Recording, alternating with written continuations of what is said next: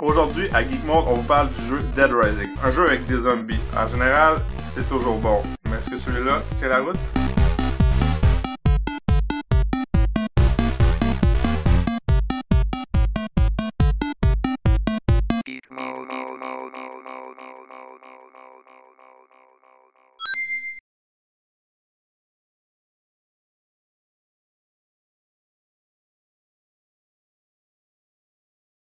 Salut tout le monde, aujourd'hui à Geek Mode, on va vous présenter Dead Rising, un jeu sur Xbox 360 et également sur Wii, mais nous allons parler de la version seulement Xbox 360, qui est la vraie version, on pourrait dire, parce que la Wii était un genre de remake qu'ils ont modifié. Ça a été fait par Capcom, et c'est quand même assez vieux, c'est un jeu qui était pratiquement à la sortie de la console, si je me souviens bien. En 2006. 2006, ouais, aussi. Ça a eu un énorme succès à un tel point qu'ils ont fait une suite qui vient tout juste de sortir. Mais nous allons parler de l'original. Donc, Martin, je vais te laisser commencer. Qu'est-ce que tu en as pensé? La raison pourquoi je vais en parler aujourd'hui, c'est qu'on a de la misère, on comprend pas pourquoi il y a eu un énorme hype par rapport à Dead Rising 1, parce que c'est un jeu qui a vraiment beaucoup de problèmes. C'est un jeu que les graphiques sont pas extraordinaires, c'est un jeu que le contrôle il est pas vraiment bien non plus. C'est un jeu avec du temps, fait que des fois ça fait que c'est moins plaisant à jouer, parce qu'on est toujours pressé, parce que aussi les méthodes de mission, les missions sont pas claires. C'est un jeu qu'on essaie de voir pourquoi que le monde a vraiment aimé, puis pourquoi que même la suite, les gens se lancent pour essayer de l'acheter. Mais, si je peux t'interrompre. Sur le côté graphique, je suis d'accord avec toi qu'aujourd'hui, les graphiques sont pas très bons. Mais il y a environ 3 ans qui était sorti, le jeu 3-4 ans, ils sont pas si mal que ça. Même moi, je m'en souviens, la première fois que j'ai joué au jeu, je trouvais ça quand même assez bien. Même moi, j'ai joué plus récemment, puis j'ai pas vraiment accroché au graphique. Là. C'est pas ça qui m'a causé un problème. Là. Non, je suis d'accord. Mais, c'est pas le point que t'avais dit, là? L'émission. Oui, le temps. Ça, je suis entièrement d'accord avec toi. Le fait d'avoir du temps limite, je comprends leur idée qui était de créer un genre de suspense, un peu réaliste aussi, que tu dois terminer tes missions avant un certain temps. Sinon, par exemple, tu restes pris dans l'endroit, parce que le jeu il se passe dans un centre d'achat. Un peu comme un film de George A. Romero qu'on avait vu, qui est sorti il y a quelques années. Je ne sais plus c'est lequel exactement, parce qu'ils ont pas mal tout le même nom. Non, mais je pense que ça ressemble à... Non, pas Land of the Dead. Dawn of the Dead. Ouais, je crois que l'ancienne version. Je crois que c'est une affaire comme ça. Il est même marqué sur la boîte que ce jeu n'a aucun lien là, avec George Romero. C'est ça, fait que je suis d'accord avec toi sur ce point. Puis moi, c'est une des raisons qui m'a fait peur en jouant ce jeu-là, parce que moi, j'aime ça prendre mon temps dans les jeux, puis ce jeu-là, je pouvais pas. Je l'ai essayé, puis ce jeu-là, moi, puis lui, il a comme une histoire assez spéciale. J'ai rejoué ce jeu-là environ 4 fois. À chaque fois que je commence à jouer à ce jeu-là, je crois toujours qu'il va être le fun, je vais avoir du plaisir, puis j'ai du fun. Mais peut-être les 30 premières minutes, 1 heure, puis jusqu'à un point que j'arrive à des missions qui sont pratiquement impossibles à faire. Vraiment, tu meurs, puis le save system, le système de sauvegarde, il est fait pour te punir si t'as pas sauvegardé. Puis le problème, c'est que des fois, c'est difficile de se rendre à une sauvegarde. C'est un point important, c'est que les points de sauvegarde sont seulement à certains endroits précis sur la carte. Et on peut pas sélectionner dans le menu sauver une partie.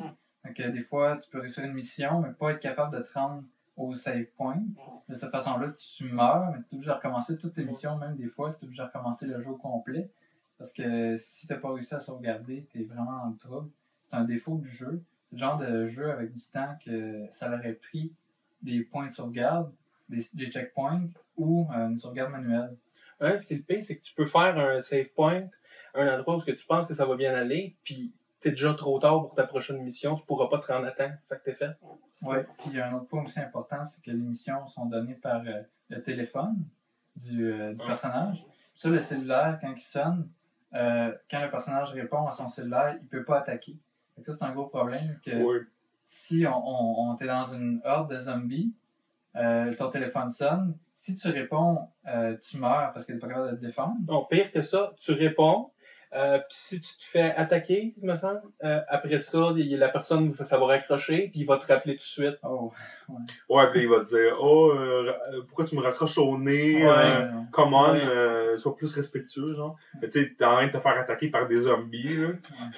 Puis l'émission, en plus, vu ils disent d'aller à un endroit, des fois, c'est pas l'idéal parce que t'es à un bout de la map, puis il faut que tu te rendes jusqu'à l'autre bout de la carte complètement. Puis déjà, de se rendre, c'est problématique. Des fois, il y a beaucoup trop de zombies, c'est dur de se défendre. Puis en plus, avec le temps, ça gâche complètement l'expérience. C'est pas quelque chose de plaisant. C'est pas quelque chose qu'on a le goût de recommencer puis de refaire.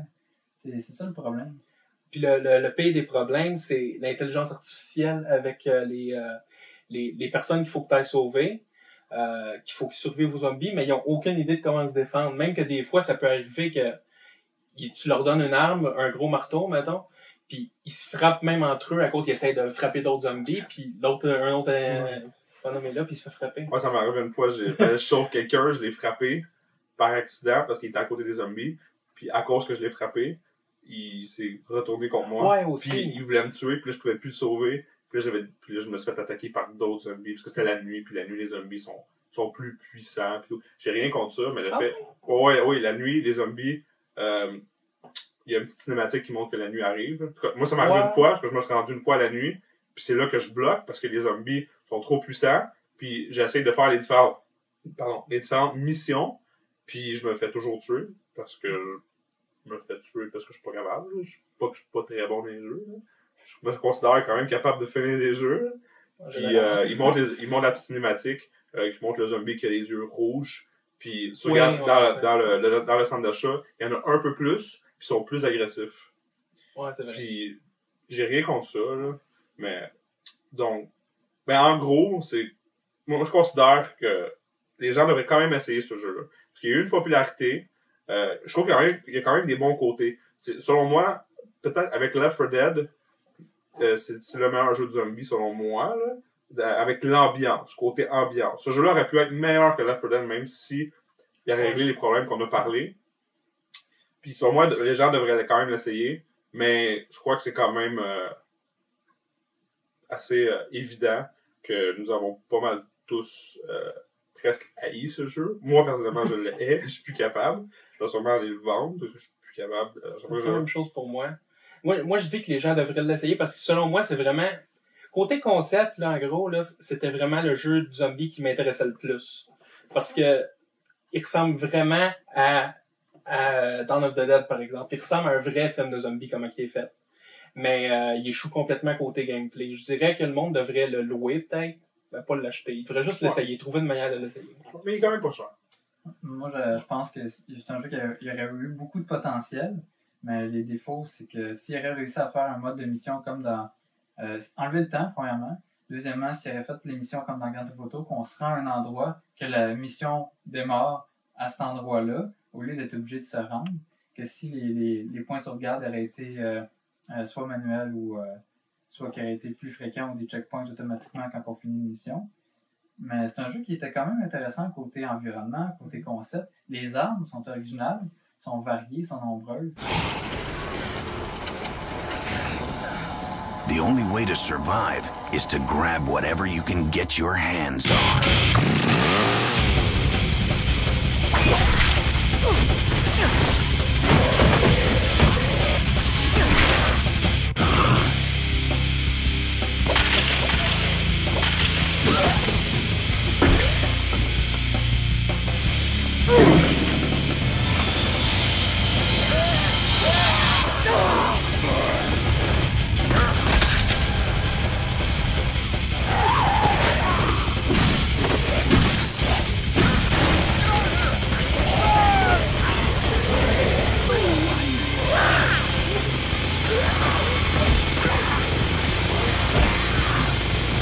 So many weapons. So little time. Chop. Till you drop. Ça aurait été un jeu qui aurait été vraiment agréable. Peut-être que Dead Rising 2, il réussit plus à ce niveau-là. Peut-être qu'il corrige ses défauts. Ça reste à voir. J'ai eu l'impression qu'il y a un démo que... Non, il y a un démo. Ah, il y a un démo? Case Zero, là. Ouais, mais ça, c'est Comme pas un- le même. C'est pas. Ouais. Ben, il joue pas pareil. Peut-être, je sais pas, j'ai pas. J'ai assez, mais. Parce que il me semble qu'en l'essayant, cette affaire-là, si c'est pareil, le Dead Rising 2, il me semble que c'était plus facile de se promener à travers le groupe de zombies dedans. Là, je vais sûrement le bord et jeter un coup d'œil, en espérant que peut-être qu'ils ont réglé les problèmes.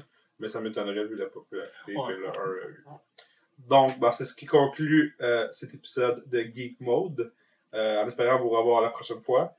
Entre-temps, vous pouvez aller voir notre site internet, le blog, sur www.geekmode.com. L'adresse va apparaître en bas de l'écran. Geekmodeblog, pardon, .com. Et pour voir plusieurs articles. Et en espérant vous revoir la prochaine fois.